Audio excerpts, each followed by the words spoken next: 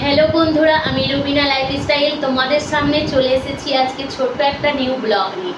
চলো আজকের ব্লগটা তোমরা দেখতে থাকো। আজকে বাড়ির কাজকর্ম কিছু নয়, আজকে আমি এই যে হেয়ার ফলস হচ্ছে, এই বর্ষার কারণে চুল ভিজা রয়ে যাচ্ছে, চুলে ড্যাম চলে আসছে, চুলের মধ্যে খুশকি হয়ে যাচ্ছে, চুল চিপচিপে হয়ে যাচ্ছে। তো সেই কারণে আমি কিছু ঘরোয়া প্রোডাক্ট নিয়ে তোমাদের সামনে চলে এসেছি। আজকে আমি কিভাবে চুলের মধ্যে অ্যাপ্লাই করছি, হেয়ারটা গ্রো করবে আর হেয়ারটা তার সাথে লম্বাও হবে, সব জিনিসটা। আর যে হেয়ারের মধ্যে যে হেয়ার কন্ডিশনার দেওয়া হয়, এই জিনিসটা যদি হপ্তাহে হপ্তাহে একবার করে ইউজ করা হয় তাহলে কন্ডিশনারও জরুরত পড়বে না।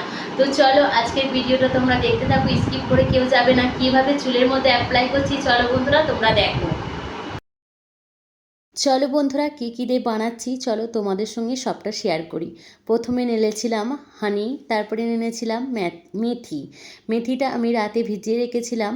তো মেথির ভিতরে যে অংশটা ল্যালানি টাইপের বেরোয়, যেটা শ্যাম্পুর মতো, সেইটা বেরিয়ে আসবে বলে তো আগের দিন থেকে আমি ভিজিয়ে রেখেছিলাম। নিয়েছিলাম একটা ডিম, আর নিয়েছিলাম হেড অ্যান্ড শোল্ডার শ্যাম্পু, টক দই আর অ্যালোভেরার জেল। যেহেতু বাড়ির গাছের, তো এটা বেশ ভালো হবে। তো নিয়েছি সব জিনিসটাই। চলো কিভাবে আজকে প্রোডাক্টটা বানাচ্ছি তোমরা সবটা দেখতে পাবে। চলো বন্ধুরা দেখতে থাকো।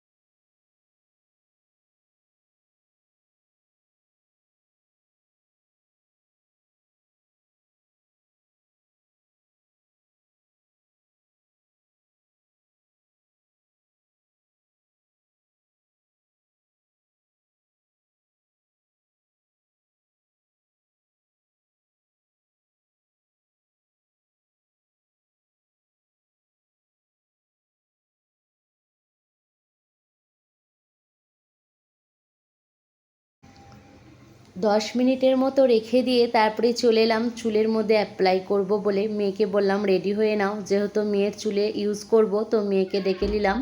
আজকে যেহেতু সানডে আছে, কোনো অসুবিধাও নেই একটু যদি গোসল করতে দেরি হয়ে যায়। তো চলো বন্ধুরা কিভাবে চুলের মধ্যে অ্যাপ্লাই করছি তারপরে তোমরা দেখতে থাকো।